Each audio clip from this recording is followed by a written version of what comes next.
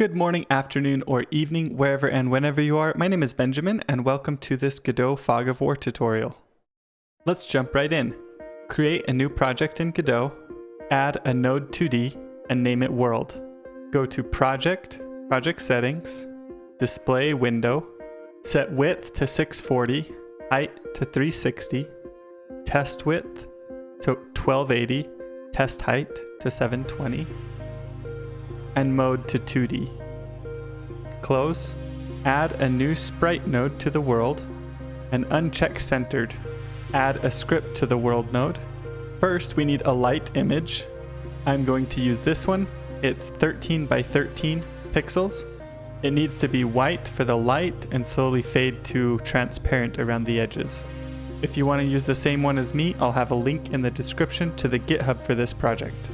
First, let's preload our light texture. Type const light texture equals preload light.png. We'll want to set a grid size. I'm going to use a size of 16. Const grid size equals 16. We'll get access to our fog sprite. OnReady var fog equals fog. We want to get access to the display width and height. Var display width equals project settings.get display window size width. Our display height equals project settings.get display window size height. We're going to need some images. We'll need an image for the fog, a texture for the fog, an image for the light, and a light offset. Var fog image equals image.new. Var fog texture equals image texture.new.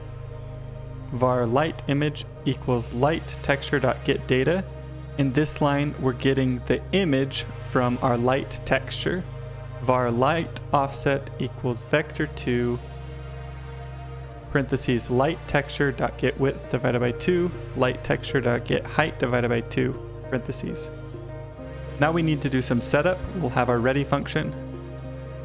Var fog image width equals display width divided by grid size. Var fog image height equals display height divided by grid size.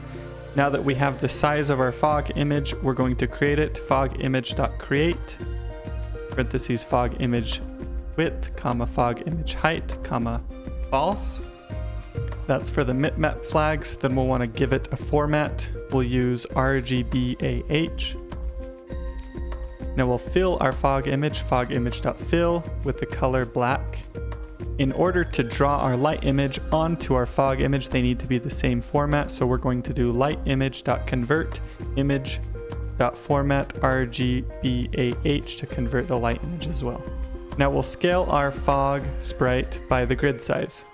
Now we're going to write a function for updating the fog. Func update fog parentheses new grid position. We'll need to lock both the fog image and the light image in order to manipulate them. Fog image.lock, light image.lock. Now we'll want to use the blend rect function to draw our light image onto our fog image.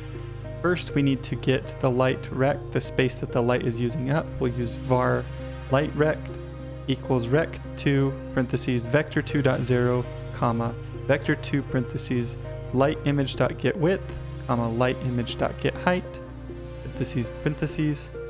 Now we'll call the function fog image.blendRect parentheses. We need to pass in the light image we're going to draw to the fog image. The light image, comma, then the rect that the light is taking up, so light rect, comma, and then the position, which is going to be new grid position minus light offset parentheses. Now we can unlock both the images, fog image.unlock, light image.unlock. And we'll call a function here we haven't made yet. We'll call update fog image texture. Let's make that function. Func update fog image texture. Inside of here, we just need to create a texture from the image. So fog texture dot create from image fog image. The fog texture variable we're using here, we created up at the top of the script. Now we'll set that new fog texture to the fog sprite. Fog.texture equals fog texture. Lastly, we need something to actually draw light to the fog and actually call the update fog function. We'll use the input event for this, func underscore input event And then we'll just call update fog, and the position we'll use will be the mouse's position. So get local mouse position parentheses divided by the grid size, because we're passing in a grid position, not an actual position. Lastly, in order for the fog to draw properly, we'll want to go into the fog sprite, go to its material, do a new canvas item material, and change the blend mode to multiply. You'll want this sprite to be drawn on top of your other sprites in the game, but if we run the game now, you can see that we're drawing the light image at the mouse's position, and this is revealing the ground beneath the fog as we move it.